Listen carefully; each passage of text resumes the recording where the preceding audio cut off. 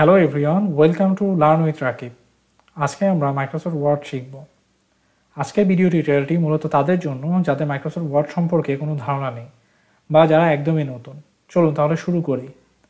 আমরা Microsoft word মূলত দুইভাবে ওপেন করতে পারি। একটি হচ্ছে উইন্ডোজ সার্চ বারে যে আমরা যদি এখানে ওয়ার্ড লিখি তাহলে ওইভাবে ওপেন করতে পারি, অথবা আমরা যদি মাউসের রাইট বাটনে ক্লিক করে নিউতে যাই, নিউ থেকেও আমরা মাইক্রোসফট ওয়ার্ড ডকুমেন্টে ওপেন করতে পারি। তো আমি সচরাচর যে কাজটা করে থাকি সেটাই হচ্ছে মাউসের রাইট বাটনে ক্লিক করে নিউ থেকে মাইক্রোসফট ওয়ার্ড ডকুমেন্টটা আমরা ওপেন করি।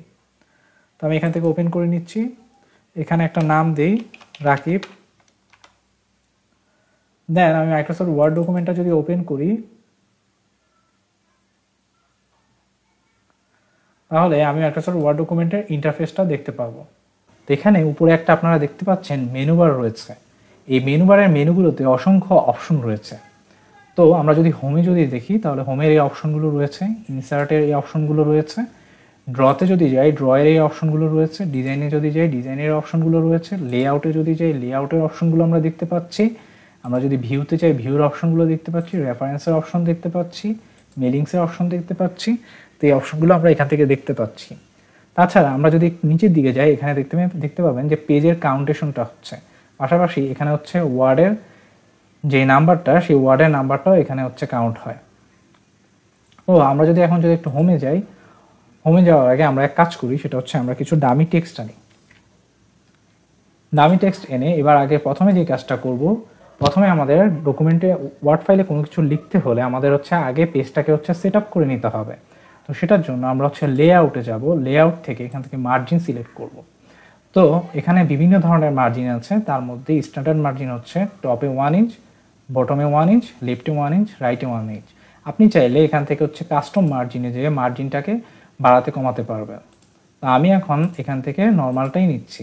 দেন এখান থেকে ওরিয়েন্টেশনটা আমি সিলেক্ট করতে পারবো।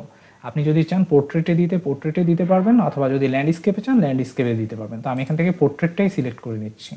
দেন এখানে আছে সাইজ। আমরা কোনো কিছু লেখার পর যখন প্রিন্ট করি সেটা মূলত A4 সাইজে প্রিন্ট হয়। তো আমরা এখান থেকে A4 সাইজটা সিলেক্ট করে নেব।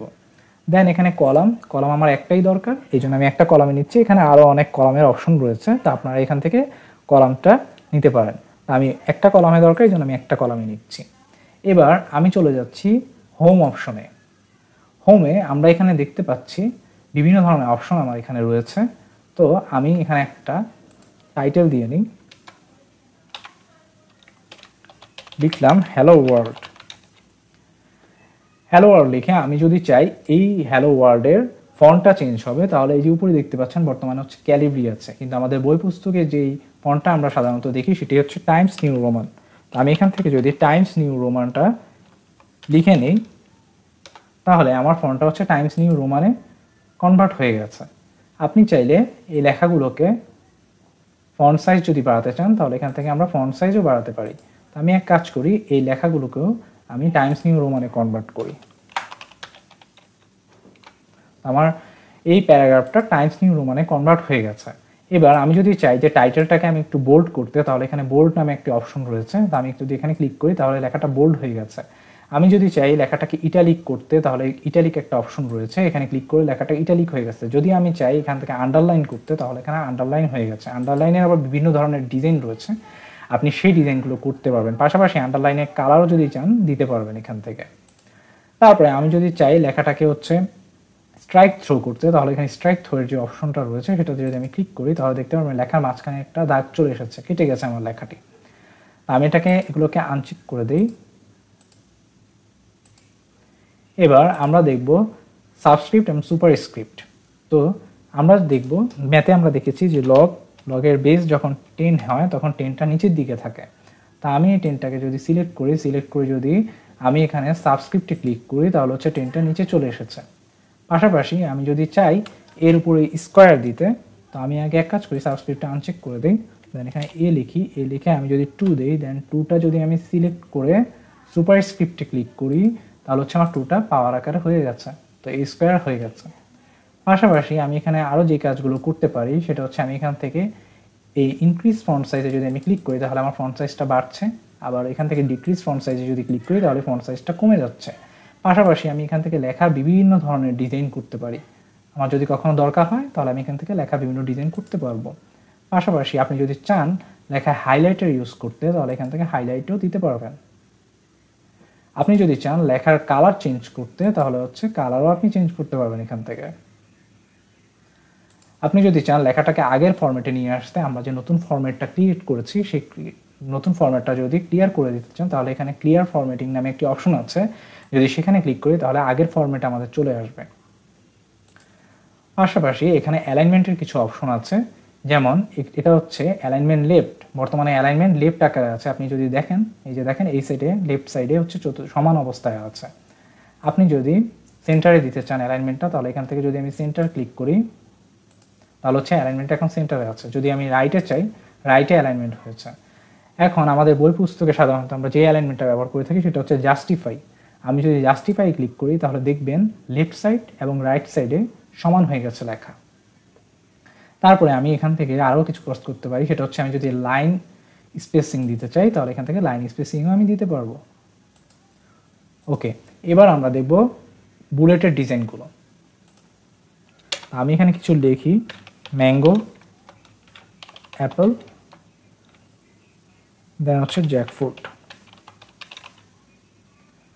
তা আমি এগুলোকে যদি বুলেট ডিজাইন করতে চাই তাহলে এখান থেকে হচ্ছে আমি বুলেট ডিজাইনটা করতে পারবো। আমি যদি বুলেটে ক্লিক করি এখানে আরও বিভিন্ন ধরনের বুলেটের ডিজাইন রয়েছে, তা আপনার যেই ডিজাইনটা পছন্দ সেই ডিজাইনটা এখান থেকে করে নিতে পারবেন। পাশাপাশি এখানে হচ্ছে 1 2 3 এর অপশনও রয়েছে ক্রমিক নাম্বারের, আপনি এটা ইচ্ছা করলে এখানে ক্রমিক নাম্বারও দিতে পারবেন। আমরা আরেকটা জিনিস দেখবো, এখানে দুটি ইন্ডেন্টেশনের কাজ আছে, একটি হচ্ছে ইনক্রিজ ইন্ডেন্টেশন আর একটা হচ্ছে ডিক্রিজ ইন্ডেন্টেশন। এই যে আপনারা দেখছেন এটা হচ্ছে ইনক্রিজ ইন্ডেন্টেশন আর এটা হচ্ছে ডিক্রিজ ইন্ডেন্টেশন। ইনক্রিজ ইন্ডেন্টেশনে যদি আমি ক্লিক করি তাহলে লেখাটা হচ্ছে রাইট সাইডের দিকে যাবে, আর যদি ডিক্রিজ ইন্ডেন্টেশনে আমি ক্লিক করি তাহলে লেখাটা হচ্ছে আমার লেফট সাইডে যাবে। এখানে আমাদের শর্টিংয়েরও একটা ব্যাপার আছে।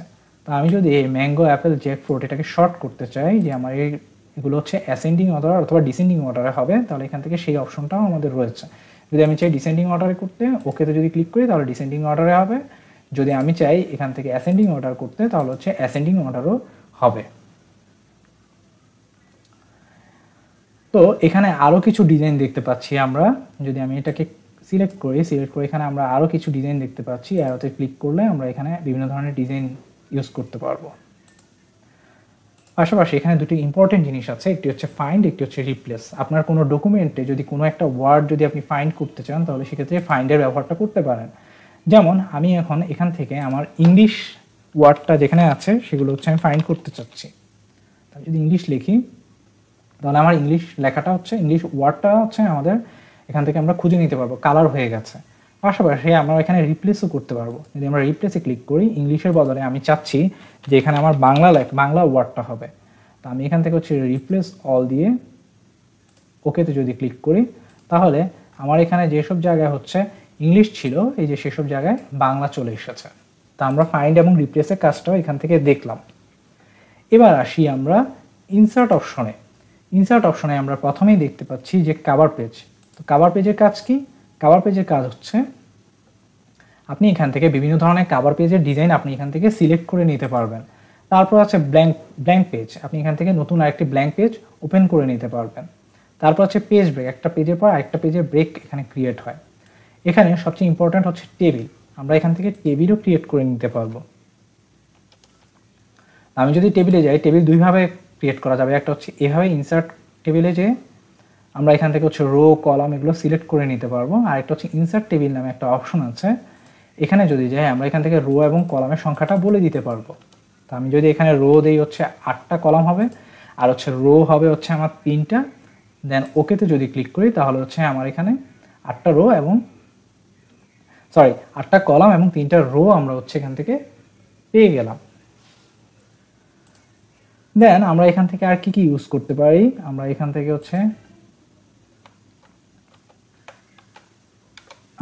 হচ্ছে শেপস ইউজ করতে পারি। ও আমি তো ভুলে গিয়েছিলাম, পিকচার্স, আমরা হচ্ছে এখান থেকে পিকচার ইনসার্ট করতে পারি। আমরা যদি পিকচার্স থেকে দিস ডিভাইসে যদি যাই, দেন দিস ডিভাইস থেকে আমরা পিকচার সিলেক্ট করে নিতে পারবো। এখান থেকে হচ্ছে ডাউনলোডসে যাই, দেন এখানে আমাদের যে ছবিটা আছে এই ছবিটা যদি আমরা ইনসার্ট করি, এই যে আমাদের ছবিটা চলে এসেছে। এটাকে আমরা ইচ্ছে করলে ক্রপও করতে পারবো। এখন ছবিটাকে কি আমরা কি নাড়াচাড়া করতে পারছি না? পারছি না। আমরা ছবিটাকে নাড়াচাড়া দুইভাবে করতে পারি, একটা হচ্ছে র্যাপ টেক্সটের মাধ্যমে, আর একটা হচ্ছে পজিশনের মাধ্যমে। আমরা যদি র্যাপ টেক্সটে যাই, এখানে বিভিন্ন ধরনের অপশন আছে। এই অপশনগুলো আমরা ইউজ করে আমরা আমাদের ইমেজটাকে নাড়াচাড়া করতে পারি। যদি আমরা ইনফোন থ্রু দেই, তাহলে দেখেন আমরা ইমেজটাকে হচ্ছে নাড়াচাড়া করতে পারছি। যদি আমরা স্কোয়ার দেই, তাহলে দেখতে পাচ্ছেন আমাদের ইমেজটা এভাবে হচ্ছে নাড়াচাড়া করতে পারছি। দেন পজিশনে যদি আপনি যান, তাহলে পজিশনে আপনি কোন পজিশনে হচ্ছে ইমেজটা চাচ্ছেন সেই পজিশনে হচ্ছে আপনি দিতে পারবেন। আমরা যদি পজিশনে দেখি, আপনি মাঝখানে দিতে চাচ্ছেন, না লেফটে দিতে চাচ্ছেন, না রাইটে দিতে চাচ্ছেন, এখান থেকে আপনি তা সিলেক্ট করে দিতে পারবেন। দেন ইনসার্ট অপশনে আমরা এখান থেকে দেখতে পাচ্ছি শেপস। আমরা এখান থেকে বিভিন্ন ধরনের শেপস নিয়ে কাজ করতে পারবো। যেমন আমরা এরকম একটা শেপস নিই, তো এখান থেকে একটা আয়ত তৈরি হয়ে গেছে। আমরা ইচ্ছা করলে এখান থেকে আইকনও দিতে পারবো। আইকনসে যদি আমরা ক্লিক করি, তাহলে এখান থেকে আমরা আইকন সিলেক্ট করে নিতে পারবো। এই যে আমাদের আইকনটি চলে এসেছে। দেন আমরা এখান থেকে 3D মডেলটাও চুজ করতে পারবো। এখানে আমাদের যে সুন্দর সুন্দর 3D মডেলগুলো রয়েছে, এই মডেলগুলো আমরা এখান থেকে সিলেক্ট করতে পারবো। দেন এখানে আমরা দেখতে পাচ্ছি স্মার্ট আর্ট। এই স্মার্ট আর্টগুলো আমরা মূলত আমাদের বিজ্ঞান বই বা আইসিটি বই, এই বইগুলোর মধ্যে আমরা হচ্ছে এই স্মার্ট আর্টগুলো দেখতে পাই। আমরা এখান থেকে স্মার্ট আর্টগুলো সিলেক্ট করে নিতে পারবো। দেন আমরা যদি চাই আমাদের এখানে কিছু চার্ট আসবে, তো আমরা এখান থেকে চার্টও সিলেক্ট করে নিতে পারবো। এখানে বিভিন্ন ধরনের চার্ট রয়েছে, যেমন column, line, pie chart, bar chart, area chart, বিভিন্ন ধরনের চার্ট এখানে রয়েছে। আমরা এখান থেকে চার্টগুলো সিলেক্ট করে নিতে পারবো। দেন আমরা যদি ডিজাইনে যাই, ডিজাইনে আপনারা দেখবেন বিভিন্ন ধরনের থিমস রয়েছে। এই থিমসগুলোর সাহায্যে আমরা বিভিন্ন থিমস চুজ করতে পারবো। দেন এখানে দেখতে পাচ্ছেন টাইটেল, বিভিন্ন ধরনের টাইটেল এবং ডিসক্রিপশনের যে থিমগুলো রয়েছে, এগুলো আপনি এখান থেকে নিতে পারবেন। এবার আমরা আরেকটা জিনিস দেখব, সেটা হচ্ছে ওয়াটারমার্ক। ওয়াটারমার্কের জন্য আমাদের এখানে দুই ধরনের ওয়াটারমার্ক রয়েছে, একটা হচ্ছে ডায়াগোনাল আর একটা হচ্ছে হরিজন্টাল। আমরা যেই ধরনের ওয়াটারমার্ক চাই সেটা হচ্ছে আমরা এখান থেকে সিলেক্ট করে নিতে পারবো। পাশাপাশি আপনি এখান থেকে কাস্টম ওয়াটারমার্কও করে নিতে পারবেন। আমরা যদি কাস্টম ওয়াটারমার্কে ক্লিক করি, এখানে আমরা যদি পিকচার ওয়াটারমার্কে ক্লিক করি, দেন সিলেক্ট পিকচার থেকে আমরা এখানে যদি ব্রাউজে যাই, ব্রাউজ থেকে আমরা এখানে আমাদের ইমেজটা যদি সিলেক্ট করি, দেন ইনসার্টে ক্লিক করি, দেন অ্যাপ্লাইতে ক্লিক করি, দেন আমরা দেখতে পাবো যে আমাদের একটা ওয়াটারমার্ক চলে এসেছে টেবিলের নিচে। তো আমরা এখান থেকে কি করতে পারি, ওয়াটারমার্কটাও নিতে পারি। দেন আপনি এখান থেকে যে কাজটা করতে পারেন সেটা হচ্ছে পেজের কালার চুজ করতে পারেন। পাশাপাশি আপনি এখান থেকে পেজের বর্ডার নিতে পারেন। এখানে বিভিন্ন ধরনের বর্ডার রয়েছে, যেমন নান, বক্স, শ্যাডো। তো আমি এখান থেকে যদি বক্স বর্ডারটা যদি নিই, সিলেক্ট করি, এখান থেকে আপনি কালার দিতে পারবেন। আপনার বর্ডারের কালারটা কী হবে, উইথ দিতে পারবেন আপনার প্রয়োজন মতো। দেন এখান থেকে আপনি আর্টও করতে পারবেন। আমি এখান থেকে যদি এরকম একটা ডিজাইন নিয়ে যদি ওকেতে প্রেস করি, দেন আমার এখানে বর্ডার চলে এসেছে। এখন বর্ডারটা রিমুভ করার জন্য আবার পেজ বর্ডারে যাই, দেন নান অপশনে ক্লিক করি, দেন হচ্ছে ওকেতে যদি দেই, তাহলে আমাদের বর্ডারটা চলে গেছে। তো এখান থেকে আপনি ওয়াটারমার্ক, পেজ কালার এবং পেজ বর্ডারটাও দিতে পারবেন ডিজাইন থেকে।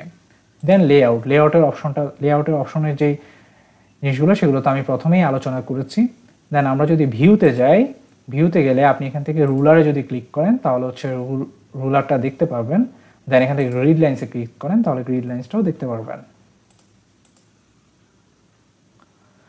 এখন আমরা যদি চাই যে আমাদের ফাইলটা পিডিএফ আকারে কনভার্ট হবে, তো আমরা যে কাজটা করতে পারি সেটা হচ্ছে ফাইল অপশনে যাব।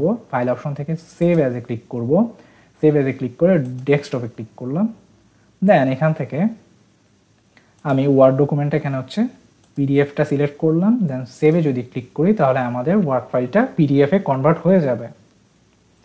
এই যে দেখতে পাচ্ছেন কি সুন্দরভাবে আমাদের পিডিএফে কনভার্ট হয়ে গেছে আমাদের ওয়ার্ড ফাইলটা।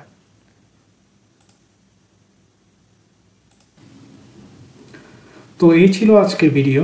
যদি ভিডিওটি ভালো লেগে থাকে অবশ্যই চ্যানেলটি সাবস্ক্রাইব করবেন আর কমেন্টে আপনার মূল্যবান মতামত জানাবেন। ধন্যবাদ সবাইকে।